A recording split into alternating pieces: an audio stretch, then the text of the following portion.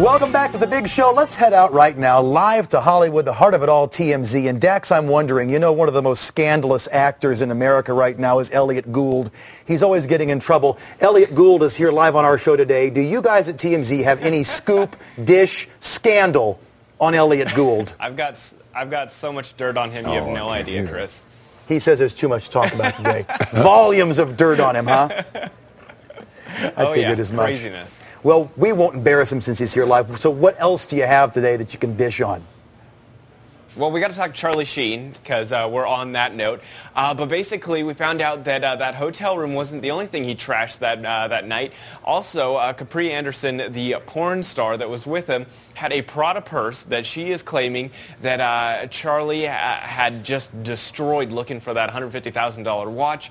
Apparently, she bought the purse the day before. She had it with her. He started dumping it all out, just ripping it apart. She took it to the store the next day to be like, can I get this fixed? And they said it was beyond repair. Here's the interesting thing. The police say that she never mentioned that this purse got destroyed when they interviewed her, so I don't know if this is something that's kind of come up in the, the background being like, oh, hey, well, I've also got this purse. Anyway, we reached out to Charlie Sheen's manager, who responded saying he just thinks it's complete BS and that she should maybe try and get a sponsorship from Prada at this point. Yeah, there you go. For the record, Elliot Gould was not there that night. He did not party with Charlie Sheen and tear up the hotel room, but he did once almost get in a fist fight with Elvis Presley. Give that to Harvey. There's your headline today. That I do want to see. I want to see true. video of that. It's true. All right, we'll check in with you tomorrow, Dax. TMZ.com, my favorite website. Have a good weekend. Thank you, too. You're clean as a whistle. They got nothing on you out there in Hollywood. I can't believe that. Not one piece of scandal on Elliot Gould. I'll get something from 40 Hours Out. Yeah, you will. You know, every morning on the show I walk in here, and this one, Natalie, comes in singing. Go ahead, sing what you sang this morning. Hooray for Hollywood. It gets old after the third day of singing. See, I'm not alone. It's because the Stars Film Festival rolling on tonight, the red carpet premiere of 127 Hours. Slumdog director Danny Boyle in town tomorrow, and he's going to have actually a great event. In the meantime, this movie's getting a ton of buzz. It goes down at the L.A. Culkin's Opera House tonight, 7 o'clock. The big after party is at the Jet Hotel. We have free tickets to both the red carpet premiere and the after party. If you want those free tickets, just log on to our Facebook page right now, Colorado's Everyday Show, and tell us what you like about Elliot Gould, and we will give you free tickets to the big red carpet premiere tonight. Now, last night, Elliot, you talk about a good time. I had 1,000 people doing the world's largest chicken dance. Take a look. How about it? Come on. There they are. This was all... You did not ask them to do the chicken I dance. did, and they broke the world record for chicken dance. No. Over at Girls Night Out, all in honor of Girls Inc., Jeff Foxworthy, my pal, was the headliner there last night. Did he do the chicken dance? His mustache did. He didn't, but his mustache did. It was a great event. I want to remind everybody, Girls Inc. is an awesome organization that helps young women, it empowers ladies. So if you have time or treasure, please donate to Girls Inc. It was a fun night last night. Terrific. Good for you for getting them to do the chicken dance. I thought It's a you'd do world something record. a little more sophisticated. No. James Franco is going to be nominated for an Academy Award for 127 That's the hours. buzz. And the picture, I think, is going to be nominated also. I understand it's fabulous. What kind of an actor comes on here and he's so humble he won't pitch his own film? He's pitching 127 Hours I'm at not Danny pitching Boyle. anything. You guys, of course, But Lila. does James Franco do the chicken dance in Yeah. 127 hours? James Franco can do anything Is that the you Oscar think. clip?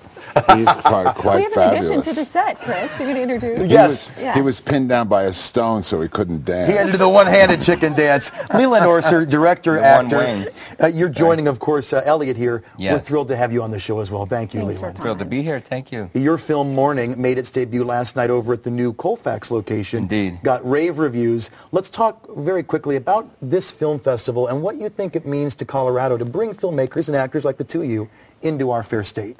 Well, I think it's fantastic. What I've been saying over the last couple of days is I think that independent film is in trouble, and places like this are kind of bridging the gap between the shuttering of the wings of the major studios that had independent arms.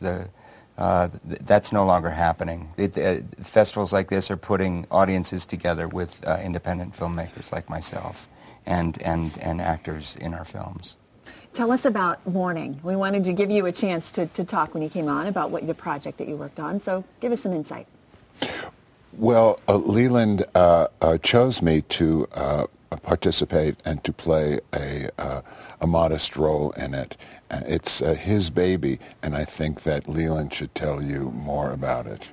Lay it on us, More Leland. humble. Yes. Well, it's not for the faint of heart. It's not light fare. It's very heavy. It's very dramatic, and there's Elliot. There's Jean. There's Laura Linney. Laura Linney, she's great. But as I said earlier, Mrs. Orser, Jean Triplehorn, is spectacular. It's a heavy subject. This is a couple that lost their child. It is, and you try. I've said last night, I think of this film as a love story. It just happens to be between a man and a woman who are husband and wife, and who are parents, and at what length will it cost, and how can love survive, and can it survive a tragedy as great as this? It came simply from reading a small article in the New York Times about couples surviving the loss of the child, and the percentages were alarming, frightening. It's like 90% of couples who lose a child don't end up together. Very, isn't that right? very, very upsetting, even as upsetting as the loss itself. So I wanted to discover what that meant to them, and then what it meant to the people who actually made it through. So It's getting great critical acclaim already. You're a wonderful actor in addition to being a director. I have to be honest, so I hear that Elliot Gould is horrible to work with, very difficult, in his trailer most of the day. Well, I think I've earned having a Slurpee before and after. I have to have a Slurpee, otherwise I can't walk on the set. I won't go on! Elliot's being honored today and speaking tomorrow, so you'll be in town tomorrow. Folks can hear you, right? Hopefully, unless I over Slurpee it, you know. Slurpee OD. The humble man you are, tell us about this honor that you're receiving. Well, what you ask, I will, but about the festival and about the Denver Festival in terms of the community here. So it's been here for 33 years, this festival, and this is the 20th year of a presentation that they're giving this guy. But it's great to be able to work within the community and develop people in a community who can support and enjoy the kind of work that we do in relation to art and seeing how other people exist. And so I find it extremely promising and positive. Rock and roll. Totally. We'll, of course, link the websites to ours so you folks can check out the festival tonight and tomorrow. Thank you, fellas, both for coming on. Real treat to have you. Slurpees on me, limitless Slurpees. Anytime you want a Slurpee, come back. And we'll get you a Slurpee. Shaking behind me, behind the handshake? Well, you're kind of hard to get around. Yeah, I guess so. Yeah. More after the break, including